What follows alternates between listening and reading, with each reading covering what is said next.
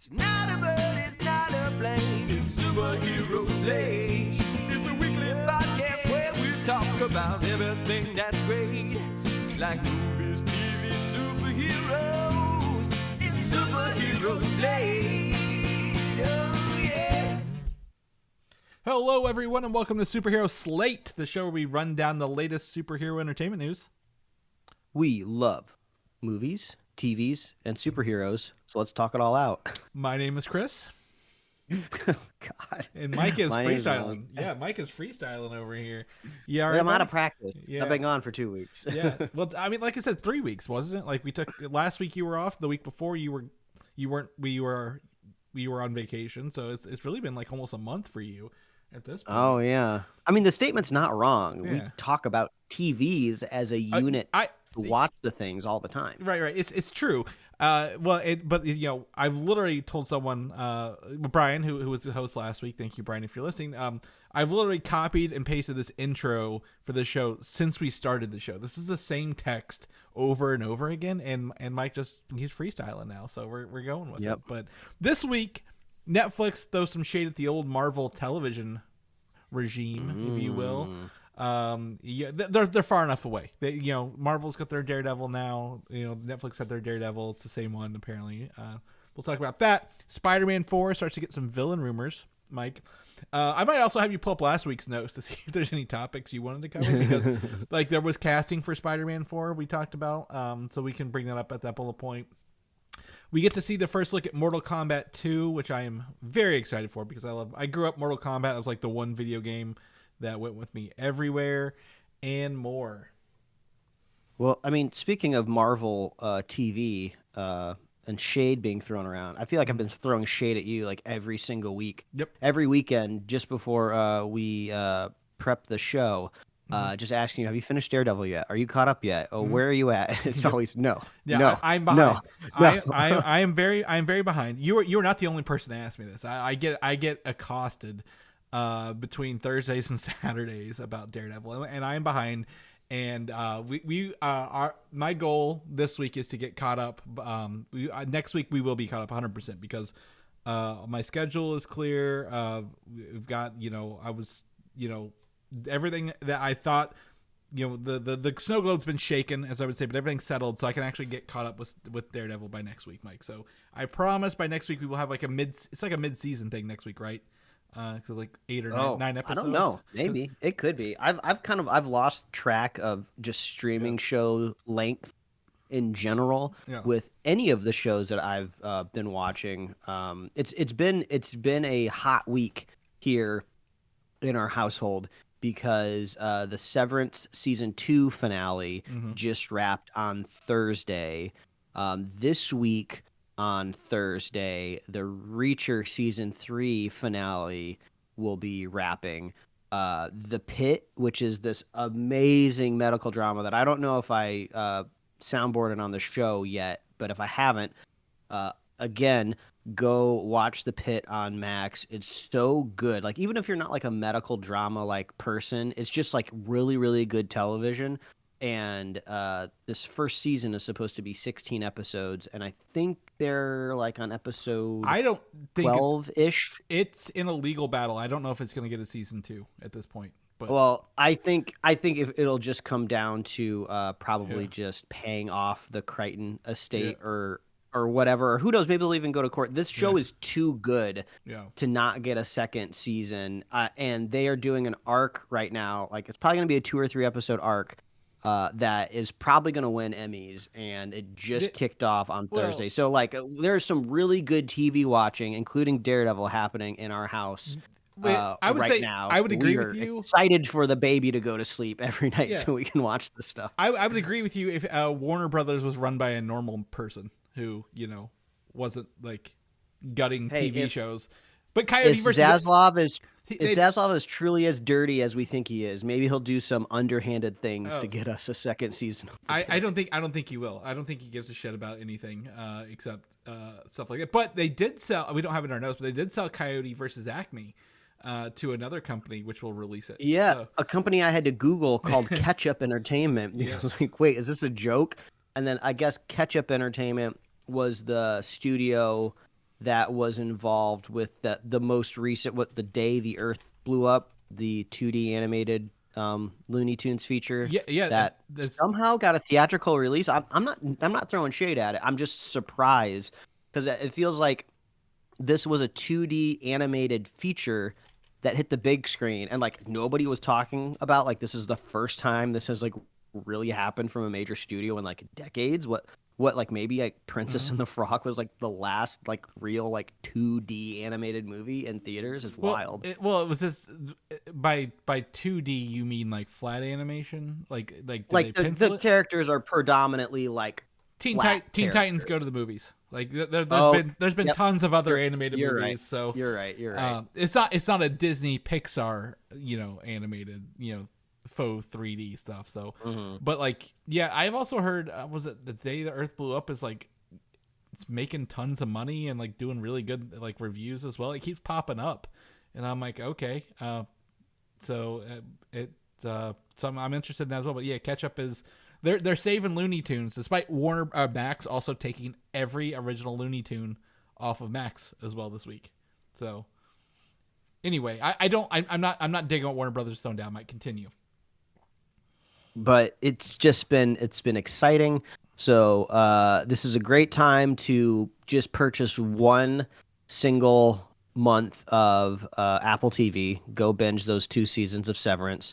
If you happen to have, I don't know, any one of a million different ways to get HBO Max for free, go catch The Pit on there. Reacher, you probably have Amazon Prime already, so it's basically going to be free for you to watch anyway, but it's just a silly show. We talked about it a couple months ago when they cast this really big dude Reacher to be like an adversary, and like in this season like the big dude like slaps Reacher across the face and it looks like it really hurt him, and he like is surprised that it hurt, so it's pretty hilarious to watch that. But yeah, go check it out. It's a good time for TV watchers right now, and we'll be talking a little bit more about TV later in the show. Well, let's jump into Superman like right away. Let's get into this. So Superman, the movie, the currently release time is around 140 minutes, Mike, which is 2 hours and 20 minutes for those who can't do the quick math like me. I had to sit there and look at it a little bit. Like 140 minutes. Is this long? Probably not. I feel like this is like an average James Gunn movie length. I think it's like 130 for his Suicide Squad, 150 for Guardians 3.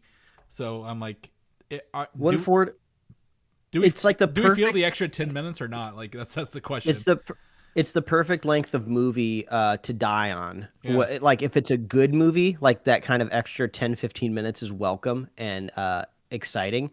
If it's a bad movie, that is the overstaying your welcome portion of it. But I think we've talked about this before. I'd be surprised if this movie's bad. I could see it like kind of being underwhelming, but I doubt it's going to be bad. Yeah, I think I think it'll be performing or underperforming will be the words we probably look at in July, right? Like rather than good or bad. But I did last week. I actually had a topic for you last week compared to Avatar: Fire and Ash will be longer than Avatar 2, which was already 3 hours and 12 minutes. Yeah, bring it on. So, I'm ready. I'm prepared. First of all, I'm not going to make the mistake I made with Avatar 2. I went to like a true IMAX screen to where your knees are like butted up right against the row in front of you, like the back of their skull, nice with the way the seats are tilted. Yeah. And like you just can't get out to go to the bathroom. Like you can't, like every single person in your row has to stand up for you to go use the bathroom. And then of course, when you come back, you got to make them do it all over again. Yeah. So I'm either going to go to a different screening or I'm only going to go if I can get like a seat where I won't bother people. Cause like you said, with a runtime like that, we're going to be using the bathroom, folks. I tell you what, when we saw it, like I said, down at Disney Springs at their laser projector theater, it wasn't IMAX, but the laser projector. It's one of those ones where like they bring the food to you if you want to order it, like at the seat. Mm-hmm. So like they have enough like room for people to come and deliver food. So if people get up and walk around, you don't notice them. I would recommend that because if you got to go to if it's 3 hours and 13 minutes, even if it's just 1 minute longer. I'm going to the bathroom in the middle of this thing. There is no way I'm going to be able to do that. Unless it's just like so enthralling. Like I don't want to leave. Kind of like, what was it like in game or something like that right along the way. The other news, there was a tweet about, I think it was like maybe Thursday or Friday. They were like, "Hey, Superman and Japan tomorrow," and everyone's like, "Oh, is it a new trailer?" It wasn't. Japan's just confirming Superman will get a simultaneous Japanese U.S. release, which I don't think is actually like a normal practice. I think this is like a big deal for them over there, like that they're actually getting the movie in Japanese. I think dubs a day and date release as America. So. I mean, I don't know the financials of this necessarily, but this could be like a good strategy of, if I don't know, we're not seeing good box office returns from the giant country that is China. I do day and date releases with other European countries around there, or other Eastern countries, and maybe you kind of have more of a global effect on the box office. Well, I think also they want to get as much in as they can. I think this will help prevent. I've seen this a lot lately, like digital releases like 2 or 3 weeks after in like African countries or like other nations, right? Like they even though it's out here, like 2 to 3 weeks later they put them out digitally to fight piracy like on the streets like over there. So I think this might help maybe be a step towards, hey, prevent people from trying to download it so soon if they could just go to the theaters and watch it right away. But I'm all for it, because I think it was silly for Paddington 3 to be released in the UK first and then not out here. 6 months. I'm not trying to be it was like 6 months too. It was weird. Yeah, like I'm not trying to be like an egotistical like American saying like I want it now here too. But it just like these movies are ones and zeros on a hard drive. They can be released simultaneously everywhere, folks. I don't understand. It was the same language too. Like that's the worst part. Like there's no true. like they're not redubbing it. They're not editing it for content because it's a kids movie. Like it's just really weird that it wasn't done in the same thing. And I honestly, like I said, I don't know. Well, again, I don't understand why they couldn't do that, but like it's just weird. Like of a movie, a third movie in a trilogy that has almost perfect scores, you think you'd want to just do it all at the same time. So weird stuff. I'm gonna move on to Supergirl because it's filming and they're building some exterior sets for the movie, and boy, is this like the most sci-fi, indescript kind of thing I've ever seen in my life. Before. I will say, however, if you look at this photo, so they're building out exterior sets. They're fairly large, for an outside set, which is something that looks like you could build inside. So I'm not sure why this is an outside mic to begin with, because it looks very basic, right? Like there's nothing extra here that needs to be outside. But if you look on the upper left wall there, it looks to be like some containers and maybe some turrets, like a Star Wars docking bay might be going on here, kind of along the way. Well, I'm trying to figure out, are these container ship walls all right, yeah, that's just part of the production studio, or is this supposed to be part of the set? It's a studio. Those are privacy walls that drones are just popped up and over on. So people don't know. They like, oh, they're actually containers there. They're actually doing a set. Well, they've got a set in here, but like, it's very hard to describe what this is. But like, it looks like literally if you were like on a Star Destroyer and they were like, the Millennium Falcon's gonna land here. This is what it would look like, right? Yeah, it's definitely alien. It looks like, there's going to be some sort of like invisible force field that lets the spaceships fly in from space to the landing. But yeah, very alien coded with these geometric shapes around the floor, which is weird. I don't know why our brains have been programmed to think these shapes mean alien, but probably because every sci-fi ever has used these shapes. What? It could be the shapes, could be the colors. Like I also see like, I'm reading into this too much, like Alien, like it looks like the ship's an alien, or like Predator. The door on the I guess the upper right corner there, it kind of looks like a QR code as well, so it looks like they might be doing some mapping over that door as well. Yeah. But it's just interesting to see sets built outside these days because they're doing a lot of these interior, and this looks like it should be an interior set, just maybe they didn't have the space for it at the time. I will say as a note, Avengers Doomsday is getting ready to film. They're doing sets and stuff. So I imagine it's going to be a summer of poorly rendered drone shots, Mike, for us to get into some of these details. But you guys can check that out here. Jason Momoa is out doing his interview rounds because the Minecraft movie drops next month, early next month. And he will, he confirms that he will have the motorcycle, a space motorcycle, if you will, Lobo is known for in the comic books. And quote, "I'll say the bike's really cool," he said. He seems very excited about this role for DC, James Gunn, Warner Brothers, and he confirms that they will use the comic accurate fraggin and bastich language, which are bastich. I don't know how to pronounce it. I always read in the comics, but like these are fancy ways to cuss in the comic books to get around it, right? So, was it Rocket says flarkin? I think in the Guardians movies quite a bit. So it seems like they're gonna let him be the rude dude who's smokes cigars. Even maybe. When's the last time you saw smoking in a movie that was like PG-13, Mike? I was trying to figure that out. When's the last time I saw a movie with Jason Momoa where I was excited? That's throwing shade, folks. Dune. He was pretty good in Dune. You know what? I know I haven't said this on the show recently, but every time I think back to the Dune movies, I just go, I think those were a movie I watched, right? It's like when a movie takes place entirely on a desert planet, like you almost don't remember anything. At least in my brain, it's just like, yeah, there was sand, there was like a worm. They were like talking about their savior in a tent a couple times, and it's just like, and then the movie was over. So I don't know if that's the best impression you want to leave in my brain, but I thought it was cool when they went to that black and white planet and they shot everything like in black and white. Yeah, and people were like in goo and stuff. That was cool. I don't think Dune was for you, but he will be back in the third Dune movie. I'm fairly confident in that. Jason Momoa will, but I think Supergirl has got some stuff. I would like to see her in the outfit. I want to see Millie Alcock in the Supergirl outfit. I know she's got a new movie coming out on Netflix. I don't know what it's about. They shared a kind of a photo, and I was like, okay, that's her. So I'd love to see some more on this stuff. Maybe we'll get, knowing this is coming out in June of next year, you think they'll just put the first teaser with Superman? Because she'll be in Superman. Like, you think we'll have the trailer attached to the beginning of the movie, or do you think they're going to do like a post-credit scene instead? It's probably something like that. It seems maybe too early for a teaser in front of it. See here, Superman is July. Is it July? Yeah, July. It's less than a year. I could see maybe a teaser at Comic-Con if Gunn and Safran go to Comic-Con. Well, I think they'd want to put at least a small teaser, even if it's just very light, kind of like what was the first Superman teaser?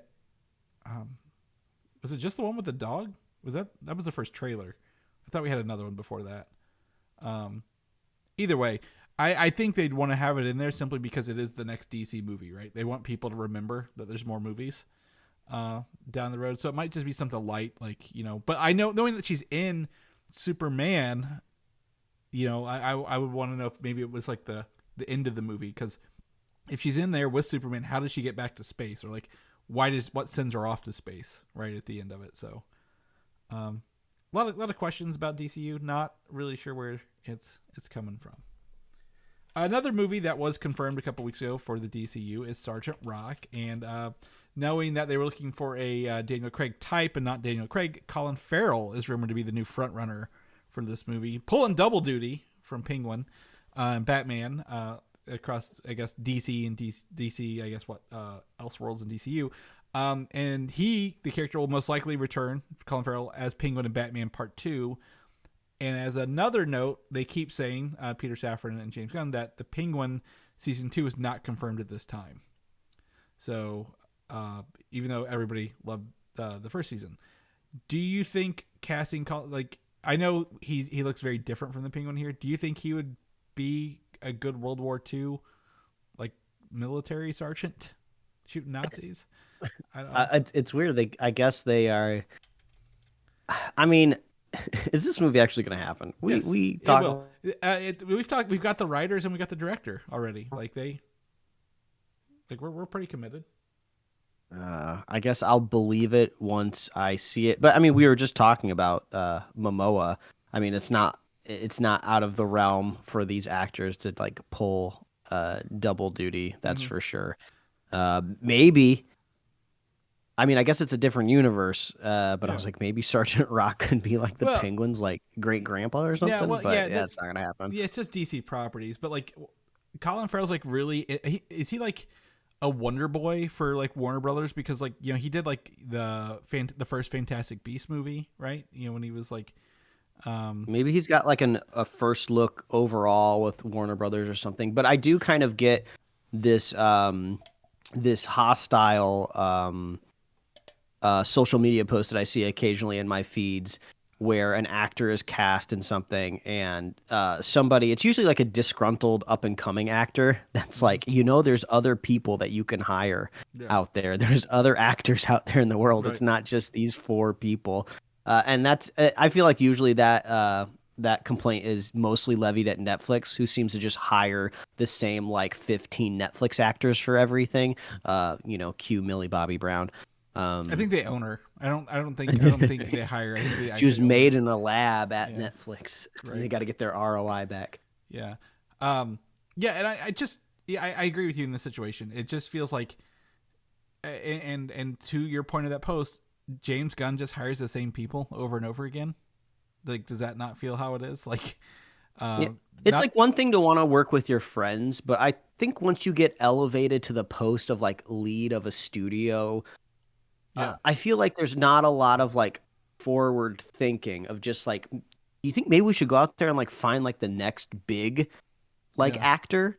And the advantage of doing that is if we start them early in their career, they're going to be cheap, and then they'll have a little bit of loyalty to our studio, and maybe that'll work out well in our long term. Like, I just don't see Colin Farrell playing a World War II guy killing Nazis, like as a military. I mean, I'm sure he can do it. He's an actor. I mean, he's a great actor. He recovered from playing Bullseye from Daredevil 2003, Mike. Like, obviously he is a good actor, but like at the same point, I'm like, we don't need him. We don't need him in there unless this is like, hey, we're sorry we put you in all that makeup for an extra season of a show, kind of like pity thing. But that's still not the right answer to hire somebody at the end of the day. So I don't know. I would just wish this movie will come out. It'll be weird. Hopefully GI Robot's in it because Sergeant Rock was in the Creature Commando show in a flashback. But I would love to see someone probably a little more rugged for this one. The other thing we didn't talk about last week, I was going to put in there because to bring it to you, that the rumor that Peter Safran will take over Warner Brothers movies and leave the DC studios and just go work on Warner Brothers movie studios. Do you think that would be a wise decision to split up the team that we last talked about that were not on the same page? It's interesting because like they haven't really birthed much out there in the universe, so you kind of just have to go like I don't know. Does like Zaslav see something, behind the scenes that we haven't seen yet? Yeah. You can kind of look at it either way, right? You could be like, oh, they're working so successful as a team, break them apart and, we can divide their talent across the whole studio. Or it's like, maybe they're not getting along super well and you kind of want to separate them a little bit. I'm going to disagree with that because Peter Safran has been a producer since like the 90s. So like, I think he has history to show that he can birth things for Warner Brothers. And has done like he's got like I think 20 movies for Warner Brothers and like even more outside that. So, but like it's like, do you think like maybe this was like a warming session, like a pre-trial? Like, hey, maybe. I mean, Safran might like the idea of getting out from underneath Gunn's kind of figurehead of the studio. I mean, separate himself. Nobody even talks about Safran. Yeah. Like, I feel like only if you're in the know, kind of like we are, we even bring up Safran. I have to remind myself to be like, oh yeah, it's not just Gunn's studio, and I know the truth. So yeah, the normal person out there, they're not even thinking. And I think if Superman comes out, doesn't make the money, they do one more round of movies and it's not really hitting, and they hit reboot yet again, Peter Safran would recover and still be a producer.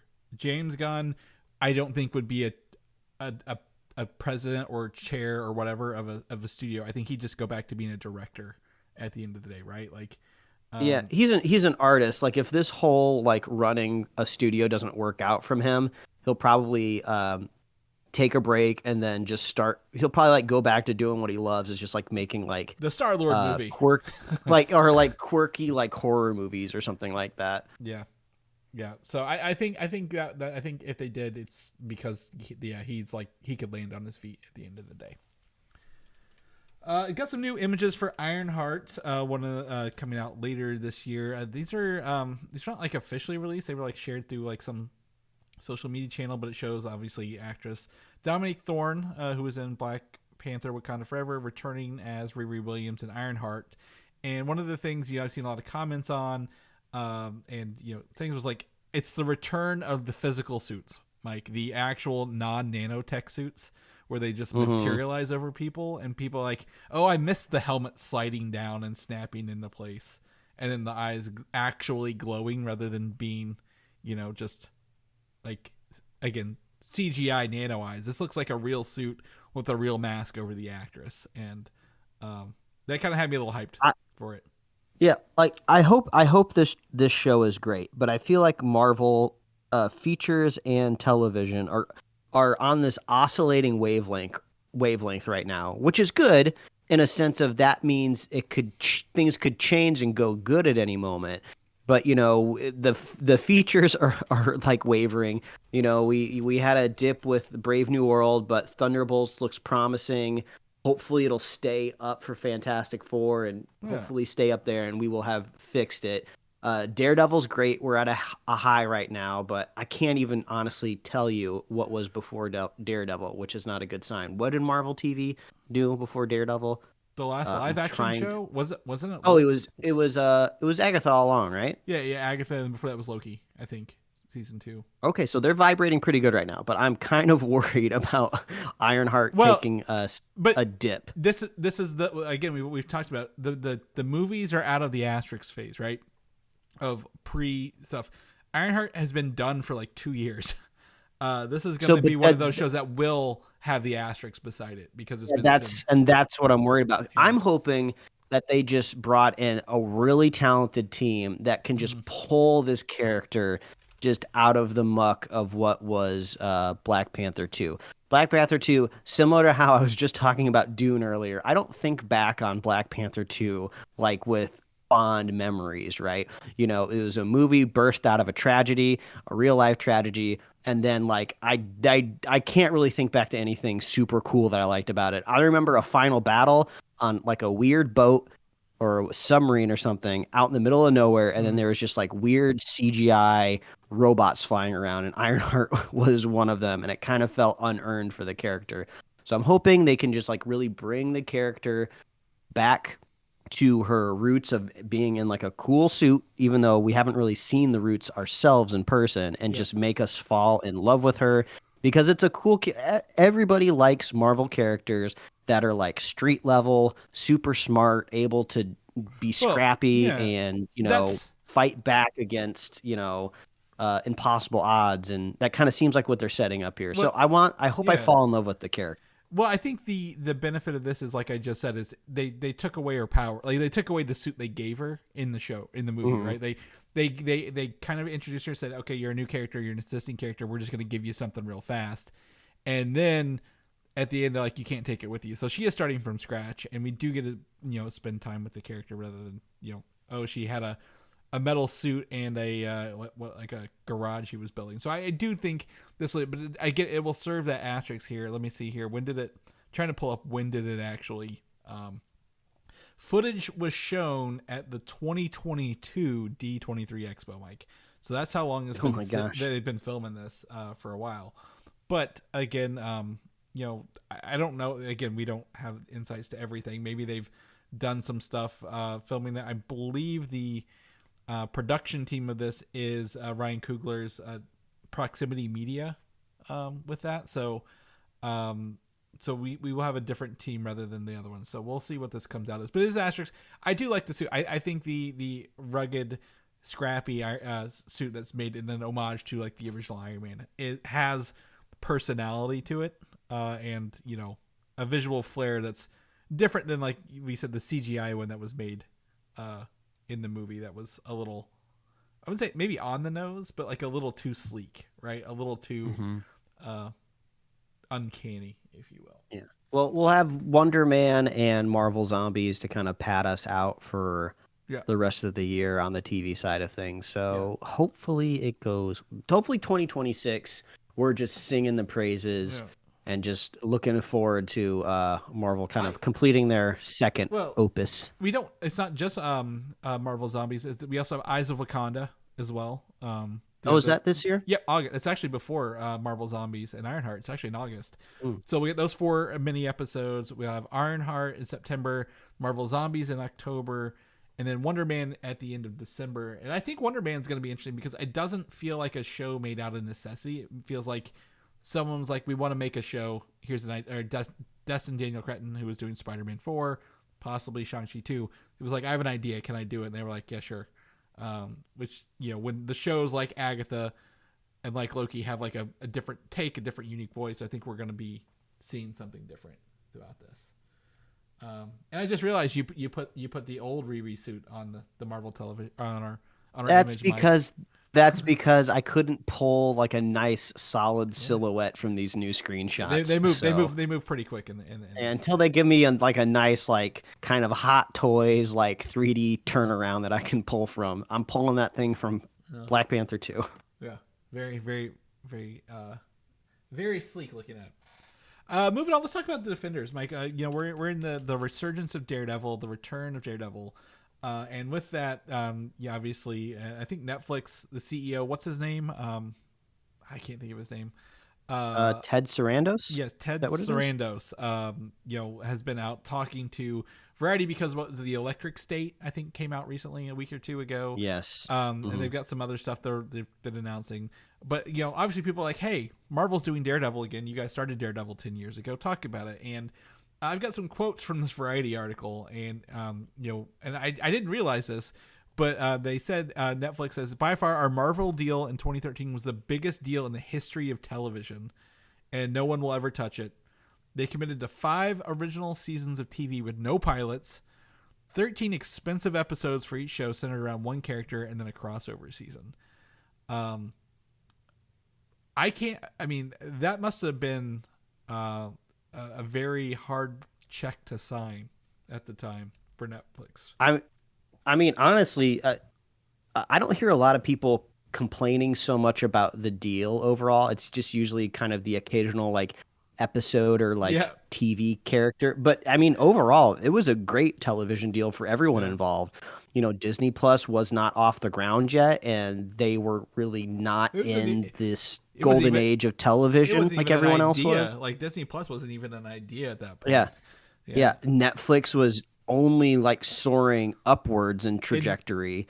And they just got rid of DVDs, right? Like this was like when Netflix went all in on streaming. Like they were like, we're getting into DVDs too, and it's hard to commend lawyers or who knows, maybe it was a producers that put this down there, but they were smart in the idea of saying like Netflix, you were going to be the distributor, but not permanently. Like you're not going to own these characters. This isn't your show to own. So Netflix basically got the clout of having original Marvel characters on their platform for, it was well over 10 years, if I remember right. I don't remember how long the deal was. No, because 10 years is this year. Daredevil came out April of 2015. Oh, wow. Shorter deal than I thought. Well, that's even, I guess that's even better for Marvel. That must have meant that they knew that there was a streaming platform that they were going to have eventually in the future. That I'm sure that was in development for a while. So they probably had that expiration tee up a little bit. I think they had like, just a, hey, we can, I don't even think that. I think they were like, if we want to sell the rights to another streamer at the time, or like renegotiate the deal. I think probably like, hey, we want more money because they were popular. That's probably that. They probably then, because again, I think the thing is here, no pilots. That's huge, right? We talk about most shows need a pilot to get greenlit. They didn't do any pilots. They said, here's the characters we want to use. 13 episodes at the time sounded like a good idea. In retrospect, boy, there's a lot of fluff in those older seasons. With that, a lot of dragging on subplots that don't really go anywhere or things you don't care about. But it's kind of weird though, because it was less of an issue though, because it was the binge model. So all it really did was kind of make your weekend binge a little bit longer than it typically would have been. I truly do not ever want to revisit the Netflix shows because of how much like extra stuff is in there. When I'm like, I know what the season's about. Can we just watch the important part? I would love someone to do like, hey, here's like the 8-episode cut that you can watch on YouTube or something. Like, hey, here's the important parts because none of these matter. Like, we know where they end now. You can cut out the stuff that really doesn't matter to the characters, right? Like, well, I will simply plug again one of the best YouTube channels around, the man of recaps. He is amazing at recapping. You just got to be lucky and hope that he's watching the show that you're watching, because we watched his Daredevil recap. I think he has like 2 different recaps for Netflix Daredevil. I think he recaps the first 3 seasons either separately or all together, and he did that maybe a year or 2 ago. And then he has a fresh new recap where he does that, but then also throws in his brief cameo in the Spider-Man movie and She-Hulk, and maybe if there's anything else he might possibly touch on. But it was a great primer. Like, my wife was totally out of the loop because she never even witnessed a single second of Daredevil season 3, and that recap really got us ready to go for the Disney Plus new season. Cool. And then on the other side, I'm going to say a listener wrote into me and said they did not feel he did a good job, and they actually had to go watch more. So for Daredevil, so I'm gonna throw out just so what someone else told me as well, that it was not that good for Daredevil. So. I would guess maybe they watched maybe the most recent recap. I mean, he even says in his most recent recap, if you want more information, because he kind of skims over the Defenders portion of it, because really it's not super prominent to what. Yeah, I don't think you need to watch Defenders. All I'm trying to say is, like, don't be hating on my man of recaps, because I love my man of recaps. Yeah, no, this person absolutely hated on him. So I'll go to war for. He wears a T-shirt that looks like a tuxedo in every video. That makes me not want to watch it even more, because that's the stupidest shirt. He picked the red T-shirt that looks like a tuxedo for the Daredevil recap. So I love that goofy bastard. Yeah. Anyways, moving on to this, the Netflix CEO Ted Sarandos was talking about the Marvel television at the time was they were cheap, and we know this. We talked about this before, Mike, on the show since we started that. And I'm going to quote him real fast. On our shows, we were dealing with the old Marvel television regime, which operated independently at Disney. They were thrifty, he admitted, and every time we wanted to make the shows bigger or better, we had to bang on them. Our incentives were not well aligned. We wanted to make great television. They wanted to make great money. I thought we could make money with great television. So this was like the time when Ike Perlmutter was fired from Marvel Studios and was put under Marvel Television. And we've told stories and stories about him, right? Like, remember, like at the Iron Man 1 press screening, like he didn't want to serve chips because he thought it was too expensive for the press people to give them food at the I think screenings. I think like definitively he's just like a bad person too. You could read a lot about him. So. I'm not going to talk about his character, but yes, because his character is bad. But like as a businessman, he didn't think he came from the toy world. He was a toy CEO, and then it ended up, when Marvel was falling apart in the 90s, ended up falling upwards essentially into this, and didn't want to give money away for this stuff. But like obviously, these shows need to be 13 episodes, a lot of effects, a lot of going choreography. Like we always talk about the Daredevil fight scenes, right? You know why they were in hallways? Because they didn't have money for anywhere else to kind of do those. So obviously, Marvel Television at the time, they're not known for doing smart things. Even up through the end. Like, do you remember Hellstrom was a TV show they did, Mike? They greenlit. Oh Hellstrom. God, yeah. There was Hit Monkey, which actually got 2 seasons. The MODOK claim or stop motion one, and I forget what the other one was. There was another one in there too, but like they really just like they were making some weird stuff. But like Netflix, I'm not gonna say Ted Sarandos is right that they like making great television, because they don't.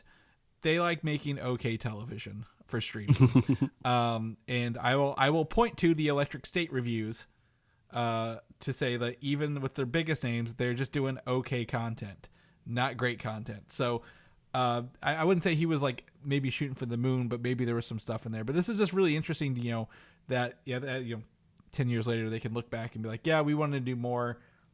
Marvel TV at the time wouldn't do more, but now Marvel Studios is doing it, and everyone seems to be loving Daredevil. Mike, I saw again, we don't use Rotten Tomatoes on the show, but someone said the score is actually going up every week when a new episode comes out overall.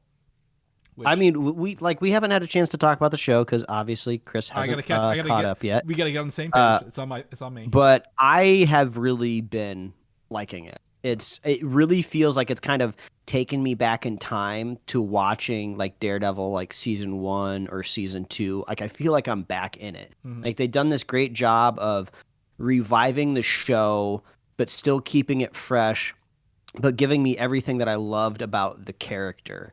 I've seen some possible negative reviews of saying like they want the character to be in the suit and like fighting bad guys. They want it to be more like I guess like a typical like superhero or comic book. But I love like the kind of like procedural like law component of it. I guess I shouldn't say procedural. There's not really a lot of procedure happening here, but I kind of love a really good lawyer.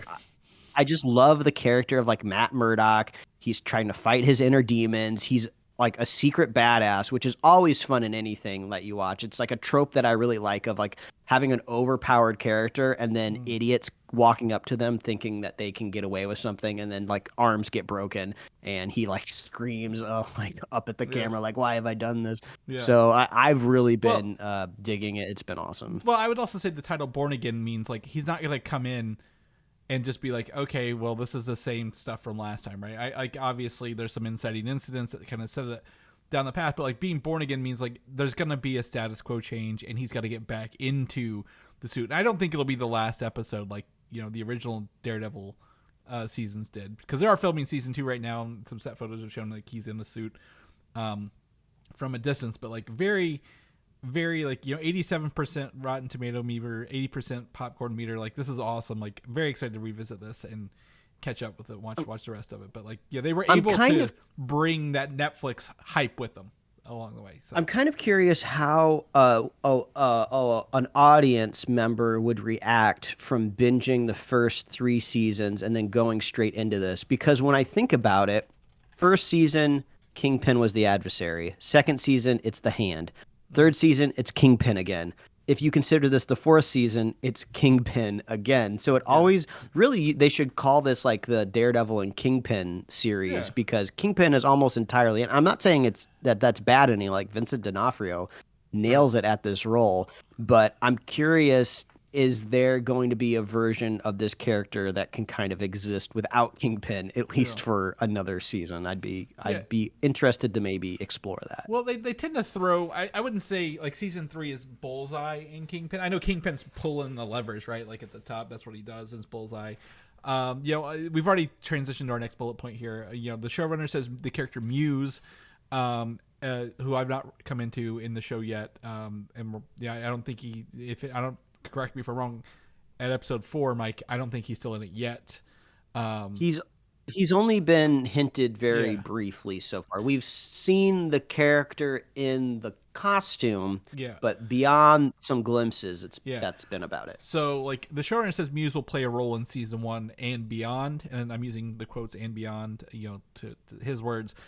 Indicating, like, is he going to be a recurring threat, or is this someone who's going to leave a lasting impression, right? Like someone who's like, in the last episode does something so drastic that like they're always dealing with like that fallout along the way. Beyond is very interesting, because I'm watching this season of Daredevil right now, and then also seeing leaked set photos of the second season being produced. So they're almost kind of like spoilers in a way of like they're revealing like this special task force that's going to be created in the second season. So I feel like I'm already kind of seeing where this season is supposed to ultimately go, and then go into this is like the first time that's really happened to us here in like superhero television land, right? Even if you were watching like the CW stuff, right? All of that stuff would have their season finales in May, right? And then production for that show wouldn't kick up until like close to the end of the summer. So we haven't really had quite an overlap like this on stuff that we've talked about, where we're still consuming what's being in production right now. So it's kind of weird. I don't know if that'll happen for season 3, because I know this season kind of started production longer ago, but then there was re-edit. So we're in this kind of weird zone that's kind of unique at the moment. So I don't know. I guess look out for possible spoilers. Everything I've seen hasn't really given spoilers, but like it's kind of been like the first episode kind of gave a point in direction for everything that how it would go. But like obviously the idea is like, this character that's not been there a lot will show up, and I'm curious if they mean when they say and beyond, like, is that like literally season 2, season 3, or is it like, hey, this person does something so drastic, like, offs a main character or something, does something that like has implications kind of forever. Because like one of the characters that, I don't know if you remember this, Mike, was Stick from the first Netflix version of Daredevil. They don't reference him at all. I'm like, boy, they just kind of left some of these old characters out in the rut, didn't they? Along the way. So I'm excited to see what they do with season 2, 3, and more. Like serialized Daredevil television is really good stuff. I would hope that some of the other characters get to return. Obviously, John Bernthal's getting his Punisher one shot, if you will. Is there any other ex-Defender that you would love to see come back in season 2 that we haven't seen yet? I want Luke Cage. Okay. I love that guy. Let me know what he's up to, man. Yeah. I just want to see. I want to see my bulletproof buddy again. Right. I do. I would love to see him again, still as like a quote unquote kingpin of Harlem, if you will. Right. Like it's kind of where we left him off at. So like that'd be interesting to see, him as the kingpin versus like the actual kingpin. And that's like, he's like, stay out of Harlem. So I agree with that entirely. Anyone but Iron Fist. I think we're all in agreement on that. Moving on, Spider-Man 4. Last week, Mike, we reported on the news that Sadie Sink from Stranger Things was cast in the movie. And the rumor is that this film will feature a female villain for the web crawler. We don't think it's Sadie Sink, but we have no confirmation at this time. Because we've talked about this movie so much, and it's always changing, always evolving. Everyone loves a good Spider-Man rumor on the internet, Mike. Everybody tries to make their own Spider-Man rumors. But right now, Black Cat is the front-runner theory for the villain. But there's no confirmed age range for this villain or actress attached. Do you think the Black Cat finally appearing in a Marvel movie with Spider-Man is the right way to go? Yeah, I mean, it's so interesting. We've had so many Spider-Man movies now. We've had 1, 2, 3, 4, 5, 6, 7. We've had 8 Spider-Man movies, yet 0 appearances from some of the most iconic characters in his comic book run. So yeah, we're due a Black Cat. Yeah. Very, very soon. Spider-Man 4 from Sam Raimi had Black Cat. Anne Hathaway was cast in the role before they started filming, if you remember. And John Malkovich was the Vulture before they canceled that. And then also the actress who played Jen Erso in Rogue One. She was Felicity Hardy in Amazing Spider-Man 2, I believe. The Andrew Garfield one that had like 1 million characters in it. Way too many to handle. Who was going to, obviously she was going to become the Black Cat later. So they've been teasing this character, but they've never committed to it. But when they said female villain, the 2 other people came to me. Wraith from the Spider-Man games. Do you remember? You've played those. Remember her? Yuri. I'm trying to remember. She's a cop. I'm trying to remember. The cop who becomes. Oh, yeah. I mean, I guess in the comic book, video game character would be a different origin. Yeah. The video games is villain. But the another one that's popped up several times from several scripters is a character called Spider Queen. This is she's a spider. If they're doing a Spider Island kind of story, because no one knows what this movie is, she was a World War II era mutant that can control insects and arachnids, including Spider-Man himself. Now, obviously, they can change her origin story and make her whatever they want, but we've not seen anyone actually like have anyone actually control Spider-Man himself, which would be an interesting kind of way to take the story, which we've never seen. Yeah, I feel like this is the Vegas bet where you go just probably the most obvious, makes the most sense. So probably Black Cat. I had to Google Spider Queen. Yeah. If you look at her, like there's like she has like a monster spider version, but like there's like just a regular person version as well. She does kind of turn into a monster. That's crazy. Yeah. Like she's like, it's like I think in like one like in Spider Island she becomes like this big spider thing, and like she even like takes Peter Parker and like transforms him into like a spider looking dude, kind of like how we had like the animated cartoon from the 90s. That I don't know if we ever get to a point where they can pull that off on the big screen, but that would be cool to see like a werewolf style transformation into that spider. That would be pretty brutal. Yeah. And everyone would know the look, right? Like when he gets the extra arms and stuff like that, they'd be like, "Oh, I remember that story." But maybe we get a return to that when they get to Spider-Man 98 or whatever it is. Spider-Man return 97, 6. I don't know. It's X-Men. Whatever. It's X-Men 97, so it'd be like I think it's the next year, which is 98.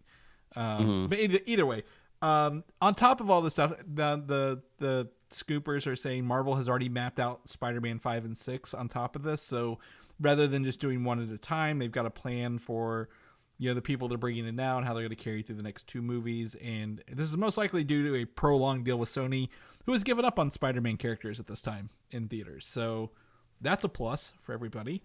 And Tom Holland has said, he's probably going to do through Spider-Man 6 another trilogy, and by then they will probably give the reins over to a live-action Miles Morales, so who may be introduced in Spider-Man 4 or 5 too. It just makes the most sense. I mean, everyone's going to know. Everyone already knows who Miles is, but he'll be even more of a household name once they get this Spider-Verse trilogy out the door.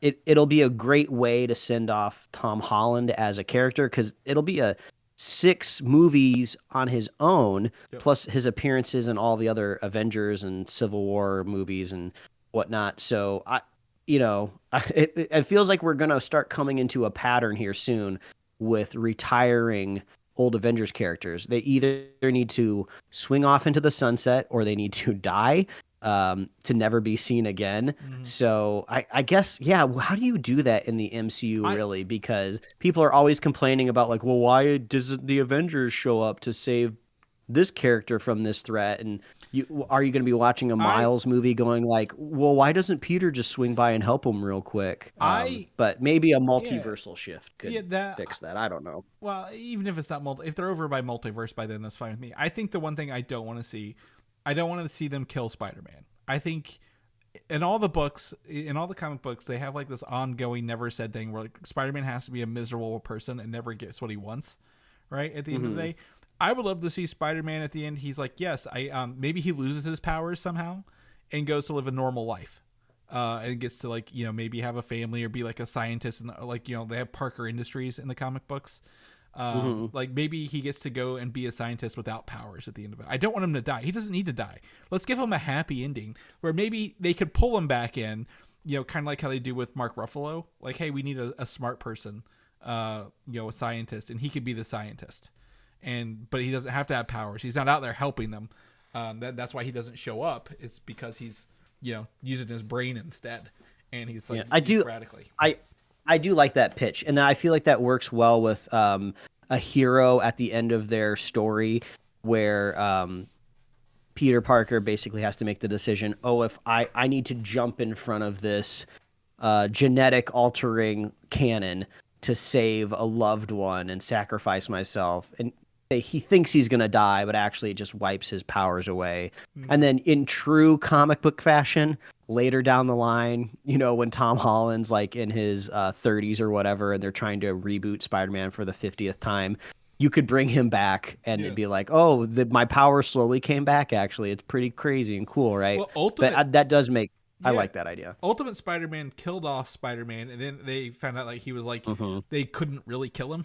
So like he came back like months later. It was bad. Like the deaths need to mean something, kind of like Iron Man, right? Like deaths need to mean something. But like I'm tired of like all these heroes like dying for the movie to end. They don't need to die. Just do something different. Like let them be happy, and just kind of remove them from the table in that situation.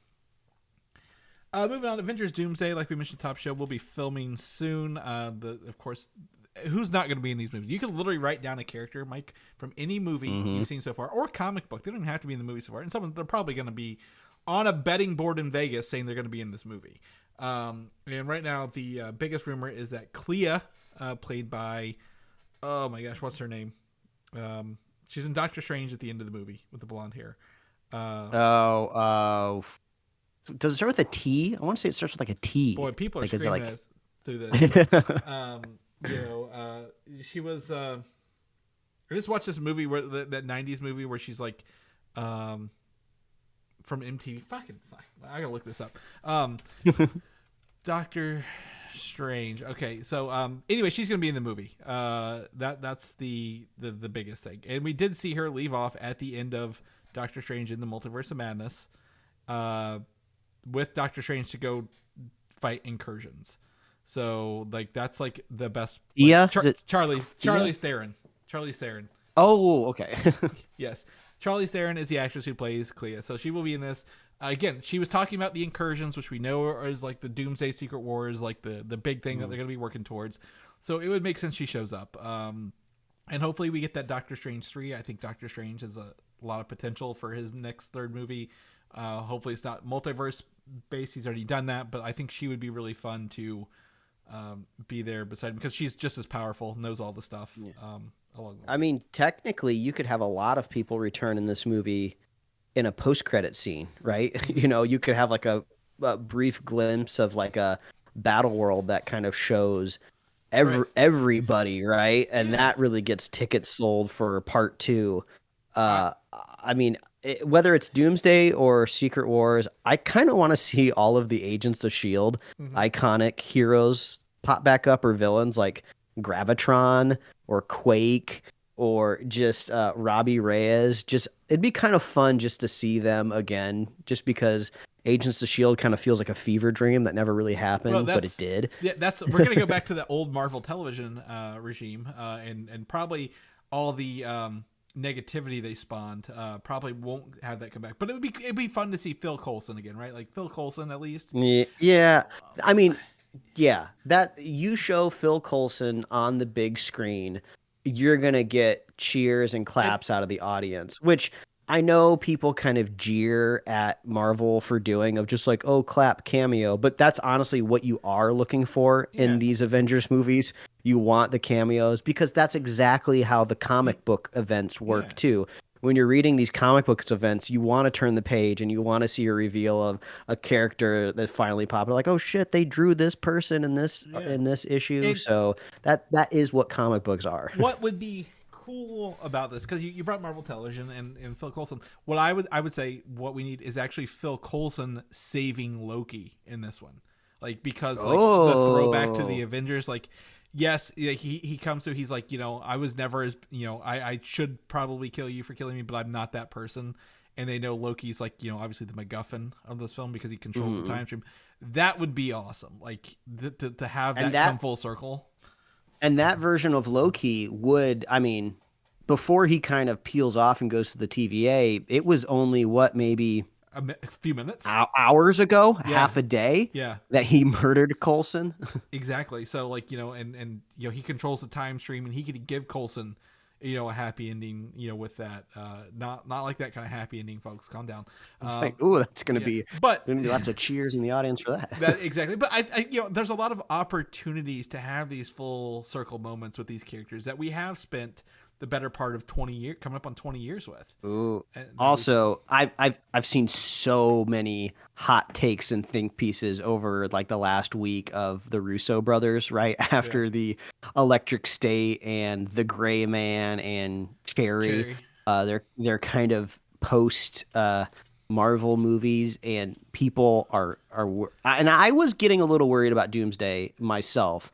But then I saw some person came in, I wish I could remember who they were, with the most level-headed argument of like, maybe these are just directors that work better within bounds of something that's already been created. And there's nothing wrong with being a director like that, right? Like Neil Blomkamp, for example, has made some amazing stuff out of things that have kind of already existed, which is why I think his Halo movie could have been amazing.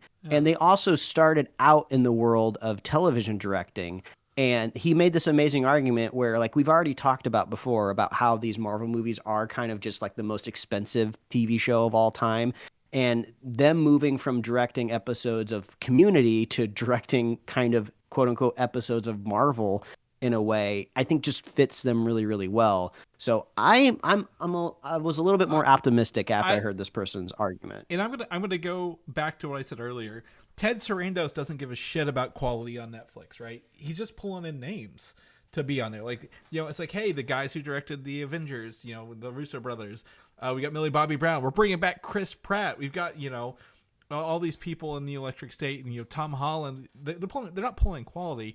But if I go and looked at all these movies, Mike, the difference between something the production company AGBO, which is the Russo brothers, did in Marvel, is that there are no named producers that I would know, or even hardly clickable on Wikipedia, to say, yeah, who is overseeing these dudes on Netflix?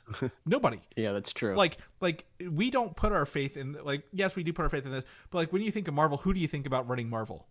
Kevin Feige, the producers, right? Like the Feigster. The producers are the ones who are making sure the movie comes out good and quality and will meet the success that they need to have it. I don't see producers on Netflix doing the same thing. They're just like, hey, you know, we need to spend money and get X amount of like subscriptions. Not like subscriptions are different than movie ticket sales, right? Like we're already like if they're already a subscriber, do we count them for this? Like, how does that work? I don't know. I know they have a probably some math for it, but like, boy, nobody. Like, I think it's the producers overseeing the directors that then oversees the content. And I also think, like you mentioned, Marvel, they have histories of they're just pulling from comic books that already exist. I think that'll be better because we didn't talk about it last week. I think I told you I watched Mickey 17, right? And I read Mickey. Oh, 6. I didn't know that. Yes. What'd you think of the Mickey? So I read Mickey 7 first, the book that's based on. It's a very short book before I get into Mickey 17. The book is a great science fiction idea, but is written so fucking poorly. Like it's like it's explaining things to you as you need to know it rather than like setting the stage for you. And the movie is just the same. Like there is nothing in there that made me care about this character or his plight, and it was just kind of just meh at the end of the day, Mike. Like I was really hoping to enjoy this because Bong Joon-ho did Parasite, right? You know, great movie. He's done great things. I love a good sci-fi premise. Robert Pattinson's a great actor.